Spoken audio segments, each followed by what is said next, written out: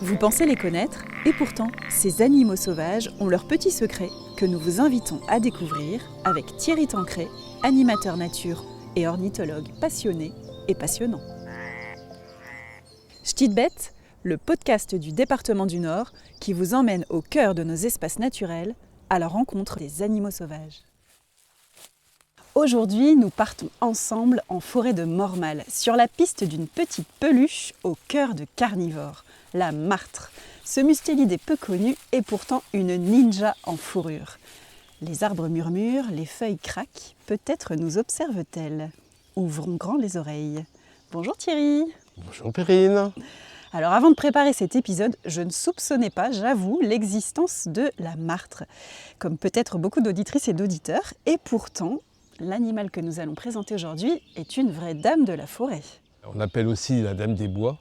C'est son petit nom gentil en fait d'un animal extraordinaire. J'ai vu dernièrement en lisant un livre qu'au Moyen-Âge, des dames de la noblesse en fait avaient des têtes de martre en cristal de roche sculptées sur elles. Elles les portaient sur elles. Ça leur a apporté la sagesse et la fécondité. Alors pourquoi? J'ai peut-être l'explication, mais je le dirai tout à l'heure. Ah, suspense! Donc notre martre, c'est bien la cousine du putois qu'on a déjà présenté dans un précédent épisode. Tout à fait, c'est la famille des mustélidés. Dedans, il y a la belette, l'hermine et la fouine, qui est sa cousine, très proche. Et puis notre fameux putois. Alors elle est vraiment trop mignonne. Elle a une petite tête de peluche avec sa fourrure. À quoi elle ressemble? Quelle est sa taille et ses caractéristiques physiques? Alors au niveau de sa taille, en gros c'est un petit chat. Tu vois, donc c'est facile à s'imaginer. Effectivement, elle a une tête de cartoon, des petites oreilles pointues, une truffe toute noire, une bavette sur le poitrail qui est un jaune orangé caractéristique, et souvent qu'on confond avec la fouine, parce que la fouine, on verra, en fait, elle lui fait un peu d'ombre. C'est l'urbaine de service, alors qu'elle, c'est la sauvage de service. Elle vit en plein milieu de la forêt, donc elle a une belle petite bavette jaune orangé, très jolie. Elle a un pelage marron foncé, surtout au niveau de la queue et des pattes. À la base des pattes, elle est très poilue, pour la protéger du froid.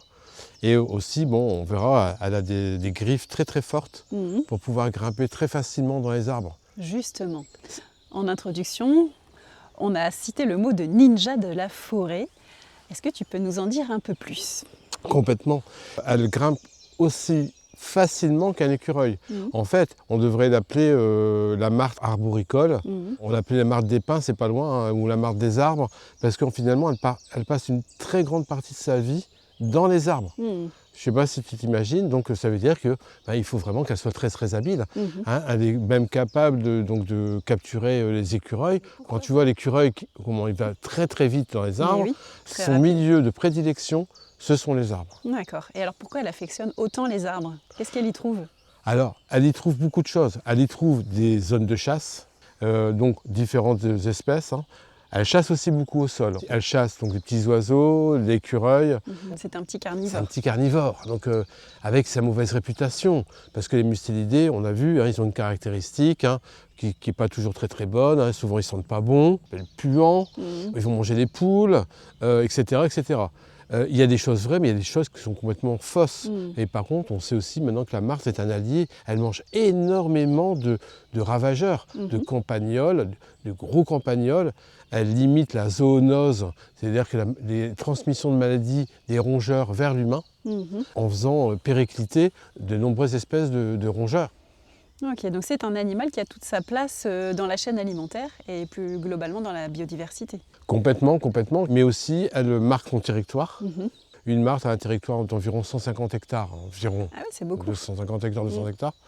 Et donc elle a des glandes positionnées sur le bas-ventre qui lui permettent de laisser des odeurs, à la fois d'urine et des odeurs très caractéristiques qui indiquent que c'est son territoire. Donc elle indique son territoire sur les arbres, toujours en l'air.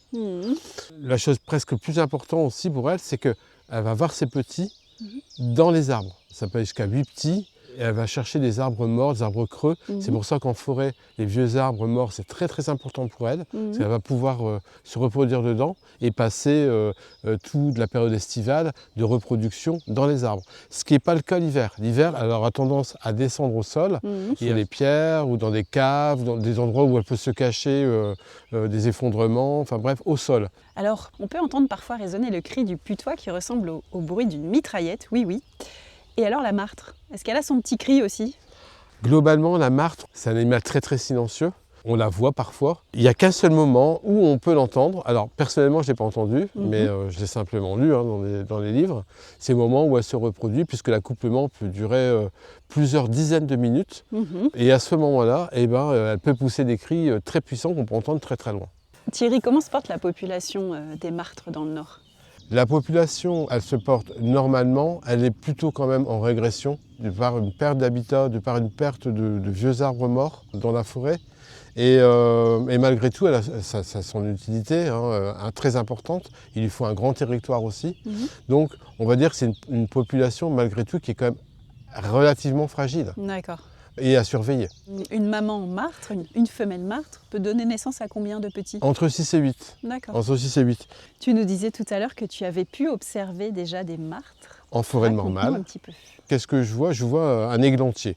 Et donc, j'étais en train de regarder cet églantier et j'ai dit, tiens, c'est bizarre, il bouge. Qu'est-ce que je vois? Ma petite martre en train de se balader sur l'églantier. Je ne sais pas si tu t'imagines, mais un églantier, c'est un rosier. D'accord. C'est un rosier, donc avec des branches de rosier. Donc, elle semblait complètement à l'aise là-dedans et elle se mangeait des cynorhodons. Alors, c'était incroyable ce moment parce qu'en fait, elle était sûre d'elle, en fait. Donc, elle m'a regardé, mais comme elle était dans les églantiers, elle dit, lui, il ne verra jamais là. Et j'ai pu l'observer à loisir et elle a continué à se balader dans l'églantier facilement. Elle a plongé à l'intérieur de l'églantier et je l'ai vue un peu plus loin grimper sur un arbre. Ouais. Et là, c'est la première fois de ma vie que je la voyais grimper sur un arbre. On a l'impression que c'est comme si on marchait, nous, sur le sol, quoi. Une facilité déconcertante. Elle a des griffes qui doivent être bien acérées. Très, très forte. Qui leur permet vraiment, tu vois, comme les acrobranches, d'accrocher sur l'écorce et de grimper très, très facilement. Elle n'a aucun problème. Des griffes plutôt très, très acérées. Thierry, qu'est-ce qu'on pourrait donner comme conseil à nos auditrices et à nos auditeurs qui souhaiteraient observer un jour une martre? Toujours pas forcément chercher, courir après, en fait elle va venir à vous.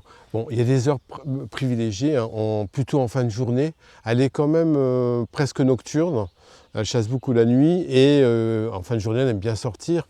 Et puis comme c'est une curieuse, comme tous les mustélidés, sont très très curieux, très observateurs, elle va sur les chemins forestiers. Si vous voyez une bestiole qui a à peu près la taille d'un chat et qui se relève comme un suricate avec ses deux pattes en train de regarder, c'est sans doute la martre qui est en train de vous regarder. Et ça peut durer un certain temps. Comme elle est curieuse, elle va commencer à regarder, il ne faut pas courir vers elle. Et elle va regarder, elle va dire c'est qui celui-là? Et puis elle va s'en aller tranquillement, monter dans les arbres comme d'habitude. D'accord, bon, j'attends le face-à-face. Eh bien, merci Thierry. À bientôt Perrine. À bientôt. Chers auditeurs, partez vous aussi dans les espaces naturels du Nord. Prenez le temps d'observer, d'écouter la nature qui parle. Peut-être rencontrerez-vous des animaux sauvages au détour d'un chemin. Avec ce que vous savez maintenant, vous ne les regarderez plus de la même manière.